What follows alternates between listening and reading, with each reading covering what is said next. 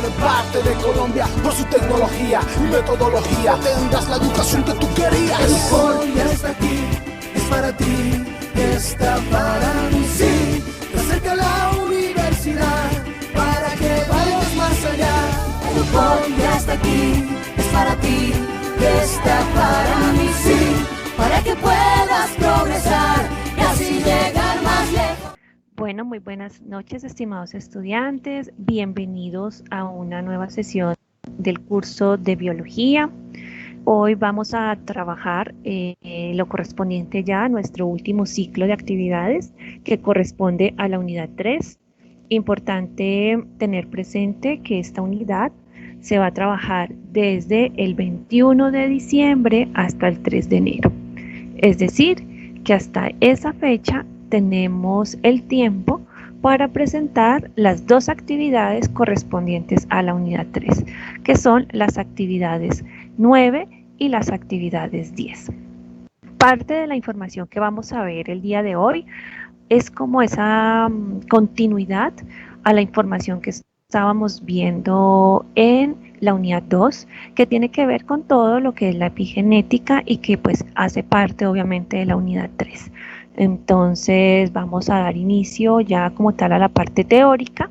Una vez revisemos esa parte teórica, procederemos a explicar un poco las actividades correspondientes 9 y 10.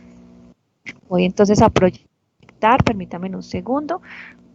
Oculto un momento acá la cámara para hacer la proyección y que se vea mucho mejor.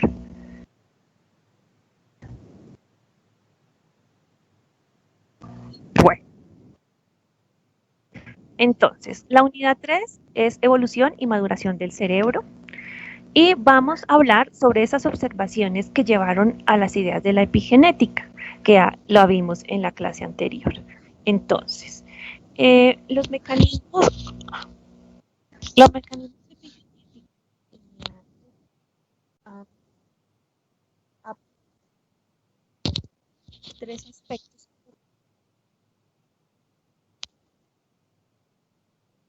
¿Ya me escuchan mejor?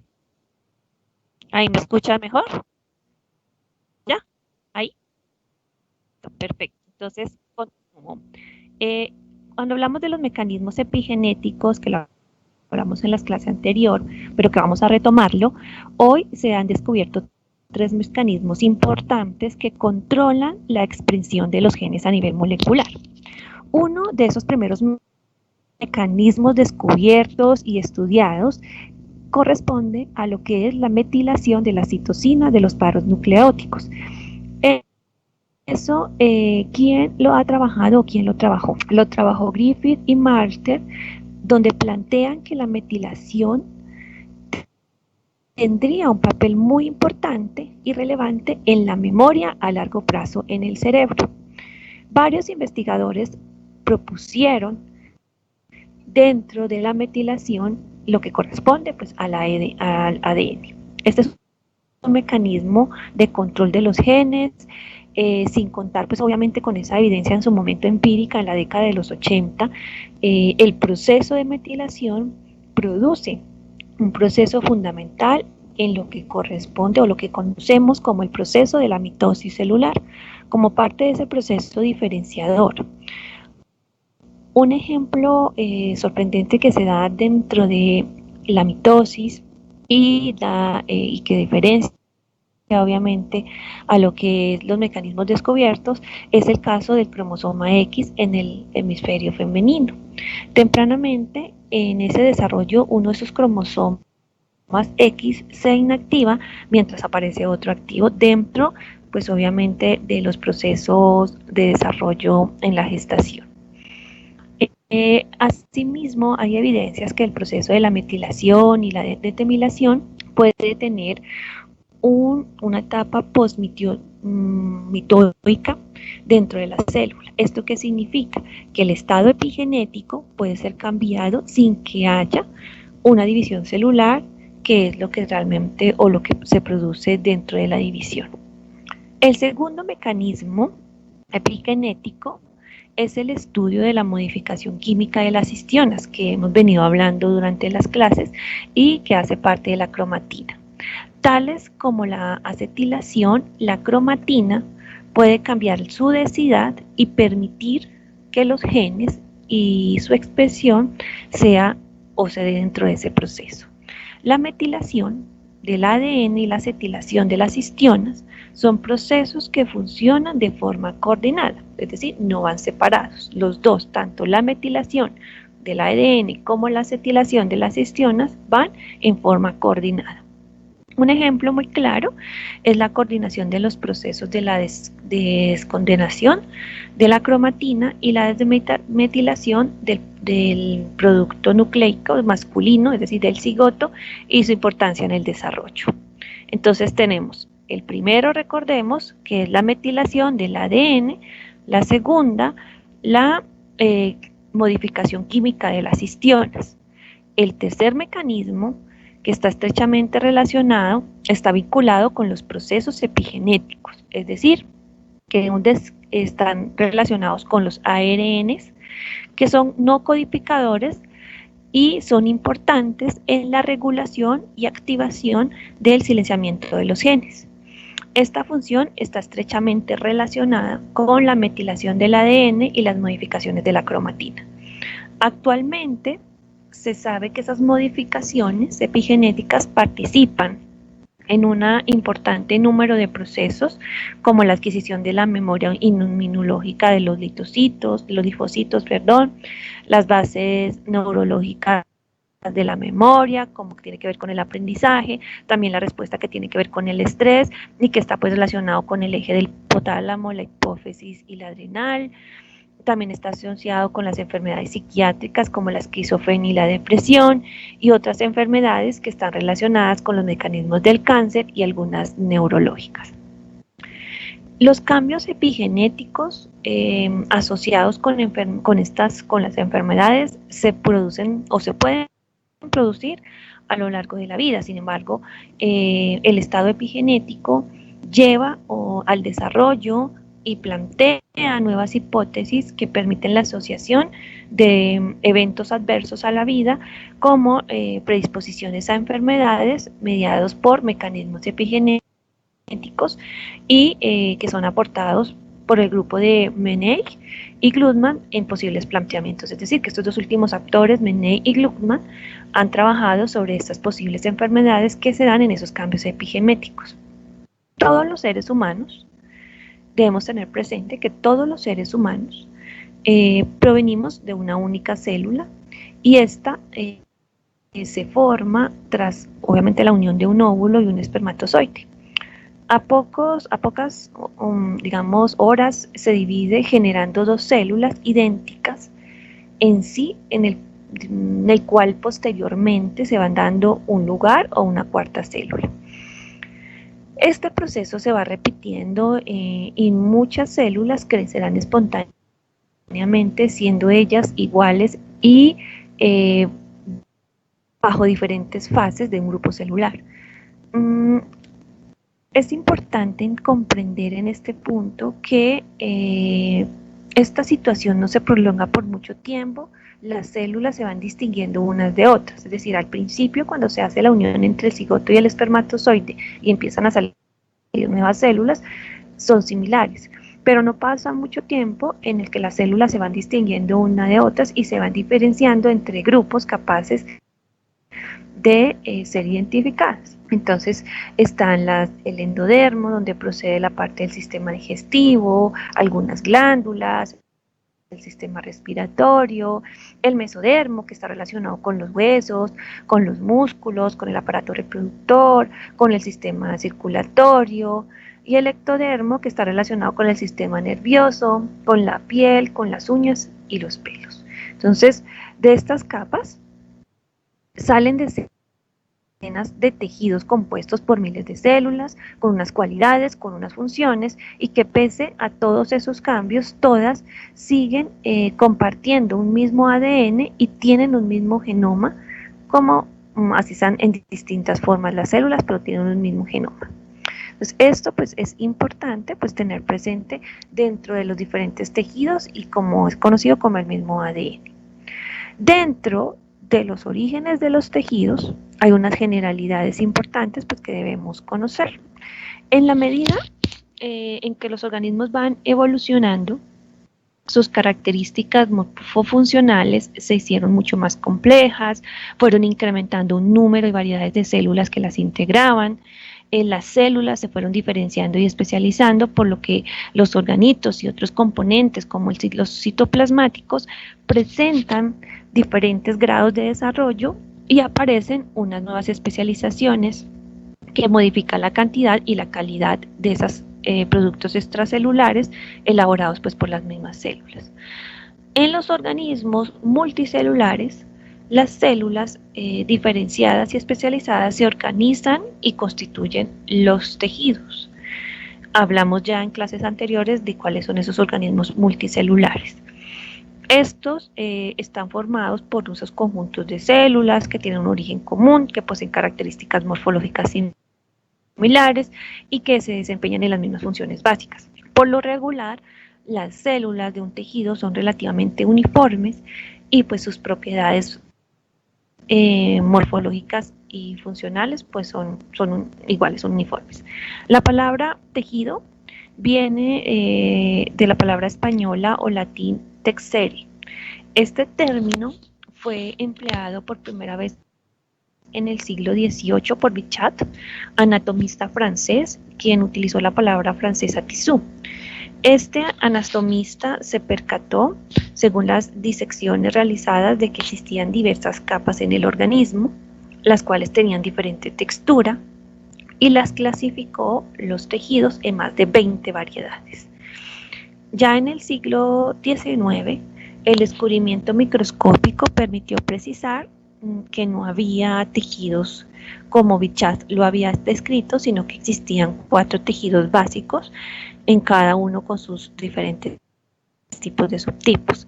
A pesar de descubrir esas características de los 4 tejidos del organismo, debemos precisar que todos los tejidos corporales están integrados en células, en matrices extracelulares y en líquido tisular. Vamos a mirar un poco ya la evolución que ha tenido a nivel ontogénico, y aquí vemos que durante la división celular se duplica el ADN y el patrón de expresión. Esto garantiza que la célula pues mantenga su identidad. La evolución de la ontogenética en el ser humano es fruto de ese proceso evolutivo que afecta a su especie y que se conoce desde la ideología llamada filogénesis. También es un proceso embrionario de gestación que se conoce como la ontogénesis. Desde la época de Darwin, que lo vimos en la clase anterior, eran muy normales las comparaciones entre el desarrollo evolutivo de la especie humana y la embrionaria. El ejemplo más frecuente son que todos los vertebrados tienen un desarrollo parecido, así que se puede pensar que el desarrollo intrauterino de nuestra especie es una recopilación de la filogénesis en el género Homo. Hay unas anotaciones y unas informaciones muy importantes a nivel de la ontogenética, como por ejemplo, el primero, que el cigoto es la unión entre el espermatozoide y el óvulo. El segundo, que el momento en que se junta ese óvulo y ese espermatozoide no es inmediato. Este suele tardar por lo menos unos 14 días. El tercero, que el cigoto lo encontramos la información genética, pero no toda, ya que se lo da también la madre mucho más tarde.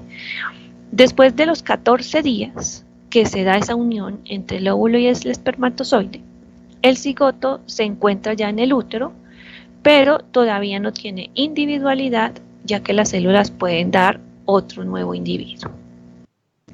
Ya a los 8 días de estar en el cigoto, en el útero se da el nombre y que lo conocemos como el nombre de embrión. Ya en este periodo de 2 meses ocurre ya lo que conocemos como la homonización del embrión.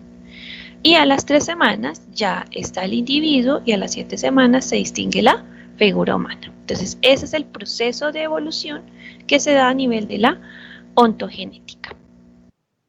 De la epigenética, que también lo hablamos en la clase anterior, la epigenética, volviendo a retomar, el término epigenética fue introducido en los años 50 por Conrad Waddington, quien concibió el análisis de la causa del desarrollo, que implica todas las interacciones de los genes en su ambiente. Waddington desarrolló el concepto de paisaje epigenético, que se visualiza como esos cimas y esas valles que podemos ver ahí en las figuras, en representación de las regiones altas y bajas de concentración de la epigenética.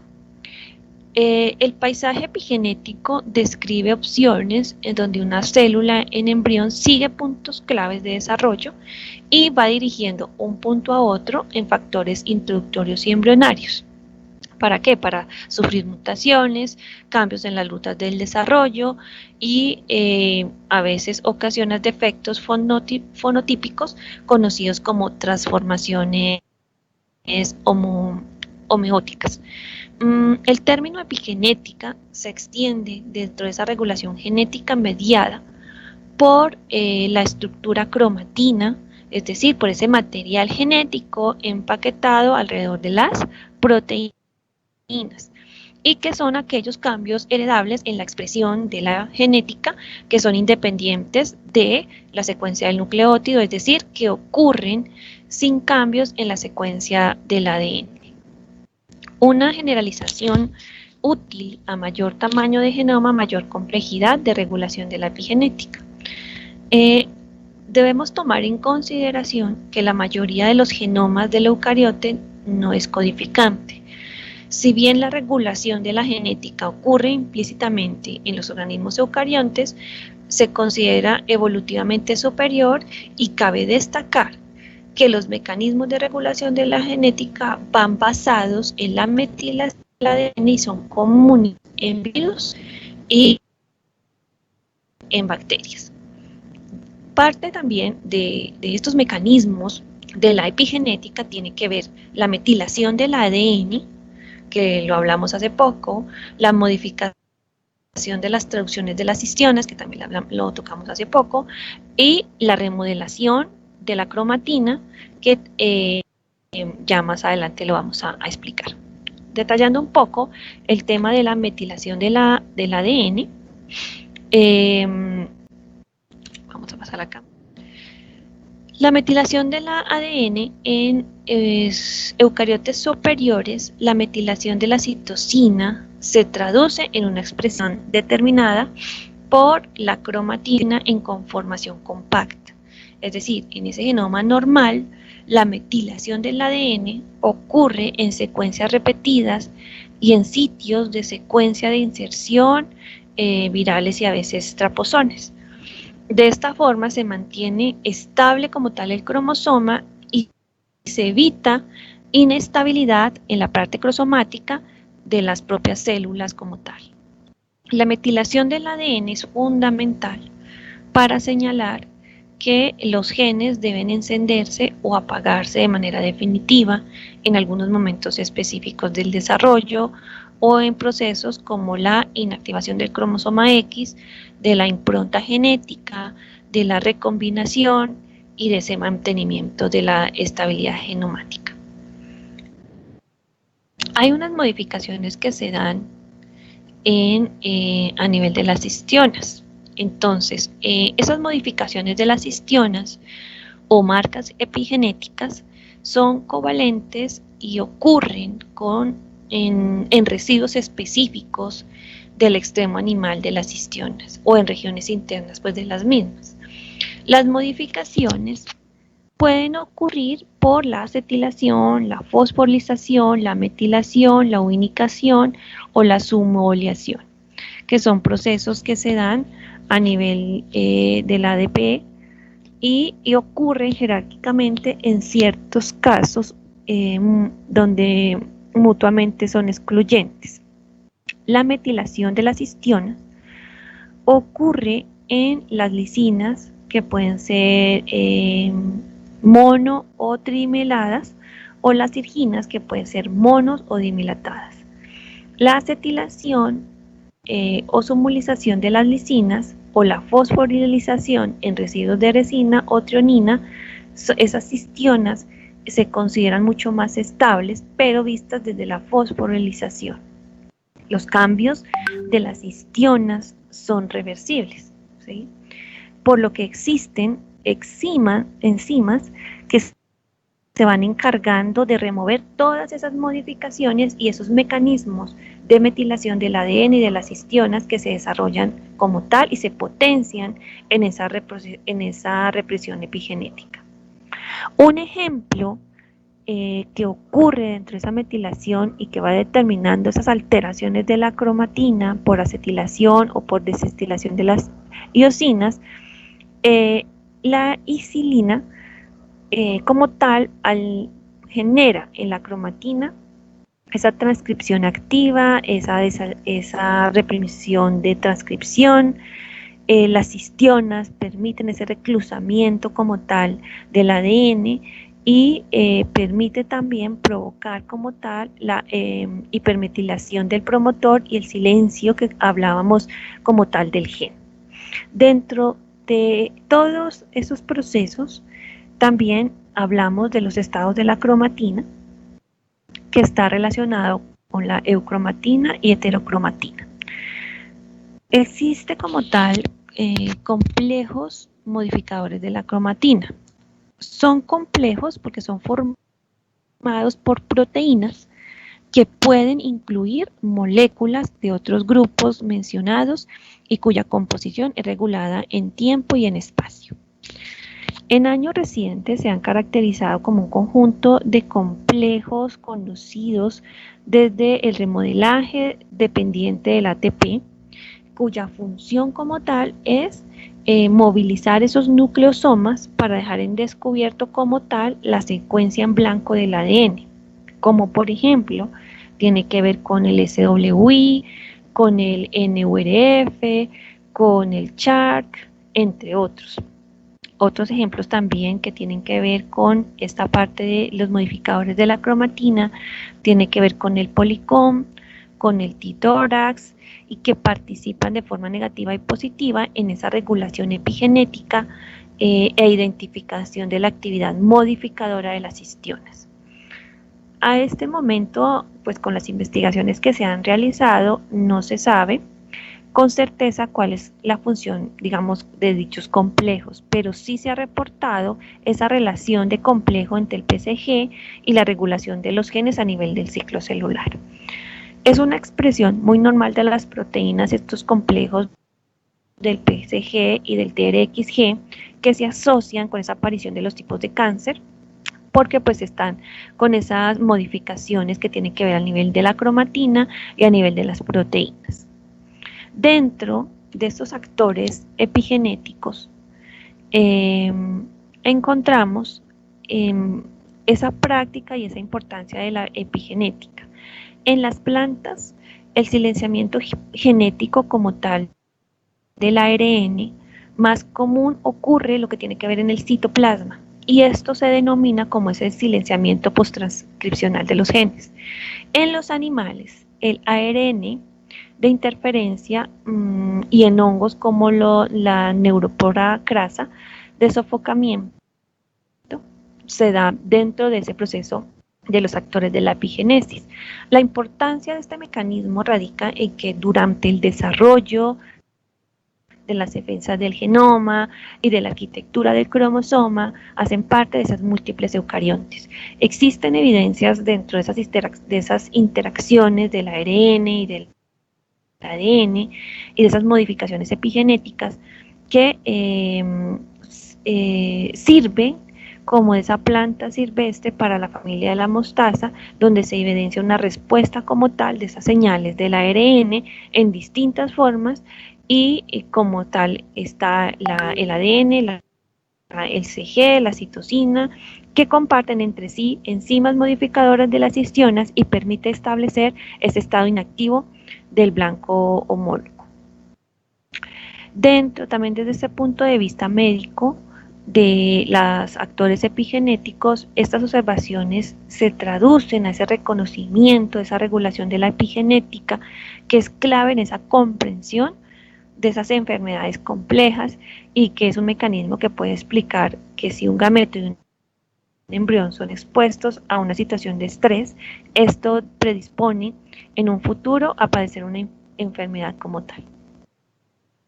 Bueno, ahora vamos a mirar ya detallando un poco este tema que es bastante complejo, pero pues que si se hacen las lecturas respectivas del curso, pues vamos a comprender mucho más todo esto que tiene que ver con los estados de la cromatina, con lo que tiene que ver la metilación del ADN, lo que tiene que ver con la parte epigenética, también con la evolución de la ontogenética del ser humano, con la evolución de la ontogenética, con las generales de los tejidos y que tiene que ver también con los mecanismos epigenéticos. Es importante, estimados estudiantes, que realicen las respectivas lecturas de esta unidad 3 para poder entender un poco más y reforzar parte de lo que vimos en la unidad 2 y pues obviamente sea mucho más fácil de realizar las actividades y de comprender obviamente las temáticas que son bases fundamentales para los siguientes cursos que tienen que ver ustedes y que están relacionados obviamente con la morfología. Dentro de las actividades de la unidad 3 vamos a ver dos actividades. La primera actividad es la actividad 9, que está relacionada con el diseño de un diagrama colaborativo para entender la revolución evolutiva y comportamental entre especies. Podemos observar que esta actividad tiene fecha límite el 3 de enero.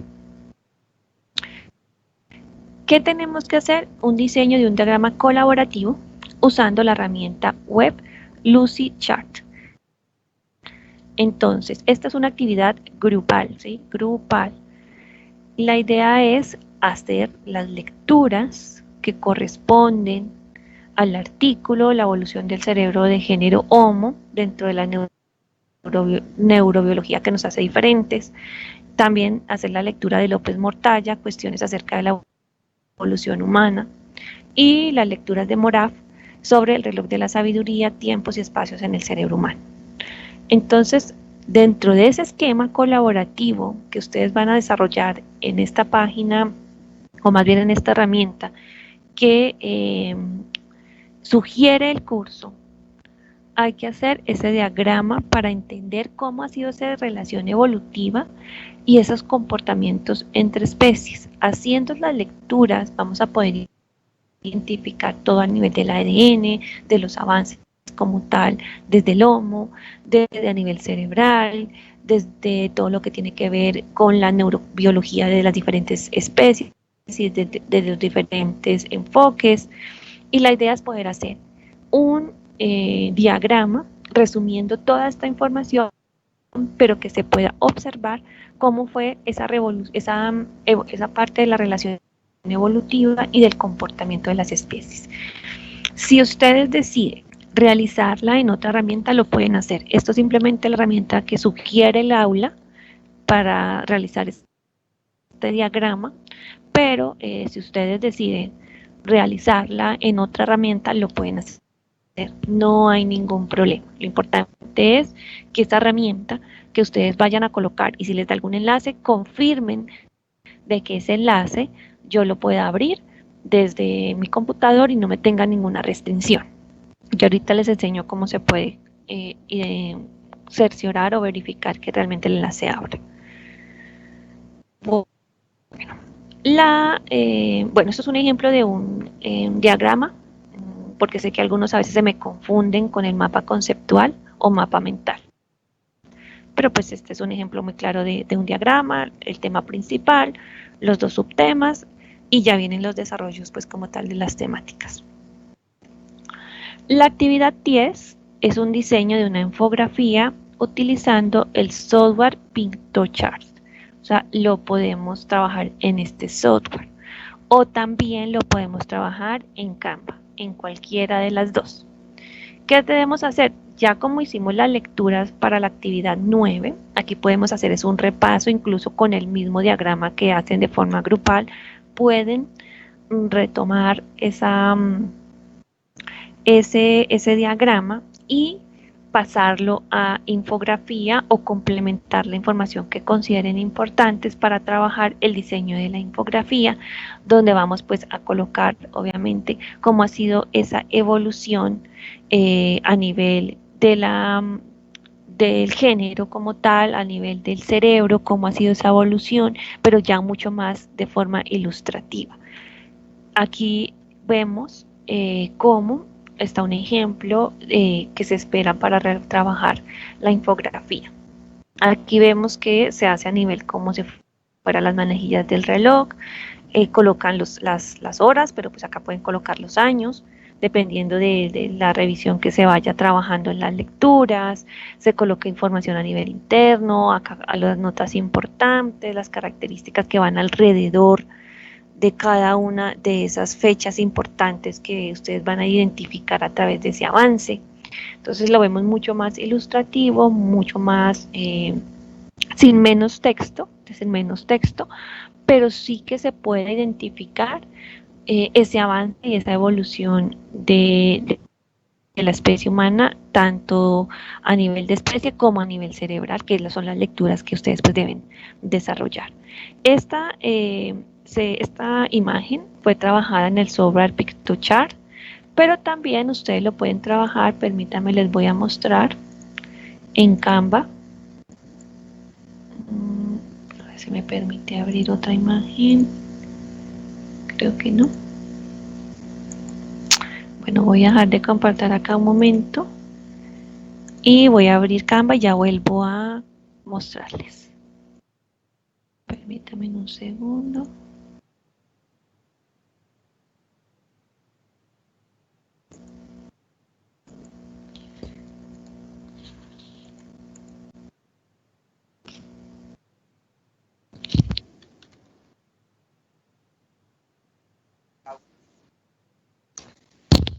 Vuelven a compartir, que no sé qué pasó. A ver.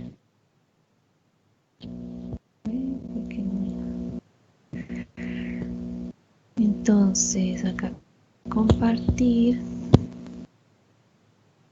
Ventana. Acá, ventana. Listo. Entonces, vamos a Canva. En Google buscan Canva, así como pueden ver ahí en las pantallas.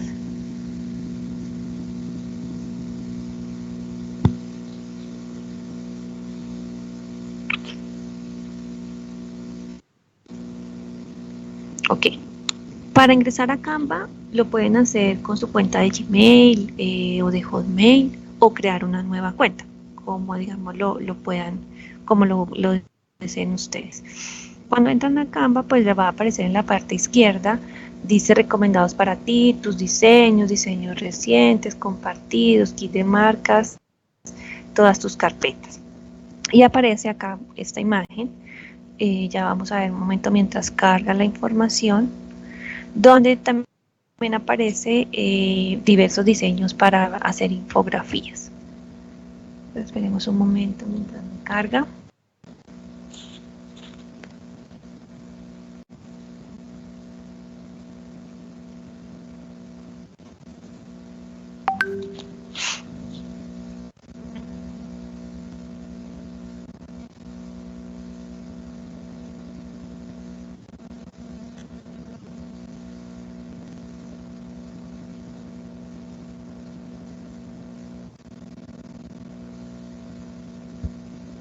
Bueno, entonces aquí podemos observar que nos da la opción de presentación, póster, infografía, gráficas, tarjetas,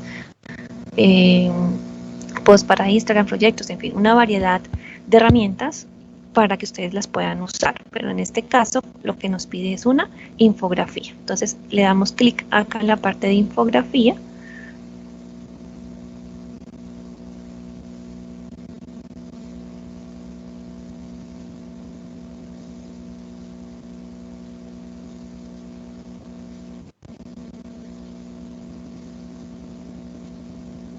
Bueno, esperemos que cargue un momento. Y en esta parte izquierda de sus pantallas vamos a poder observar que nos da una gran variedad de diseños, los cuales ustedes pues pueden escoger si así lo desean trabajar también por Canva. Entonces aquí le dan clic a la que ustedes deseen escoger. Es importante, Canva permite descargar la infografía en PDF o como imagen. Pues para el curso pues lo debemos descargar en PDF, que es lo que nos permite cargar en el aula. Pero entonces tengan presente que como aquí también le permiten a ustedes cargar fotos o imágenes, entonces que sean imágenes gratuitas. Entonces, ¿cómo la identifican? A ver, si acá, bueno, sí. Las imágenes gratuitas, pues acá ustedes se paran en la imagen y dice gratis, ¿sí? Ahí está, gratis, gratis, gratis.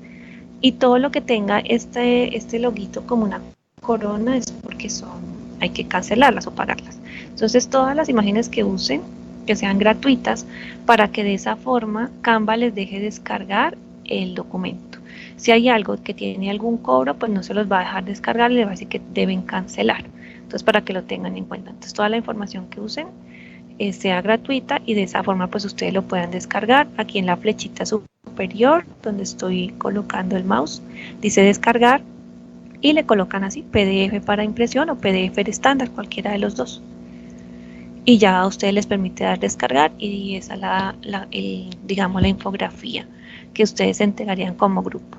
Importante entonces que como pues van a entregar como grupo, si lo deciden hacer en esta herramienta, me coloquen en algún lado que sea legible el nombre de los integrantes, pues para saber cuántas personas lo desarrollaron.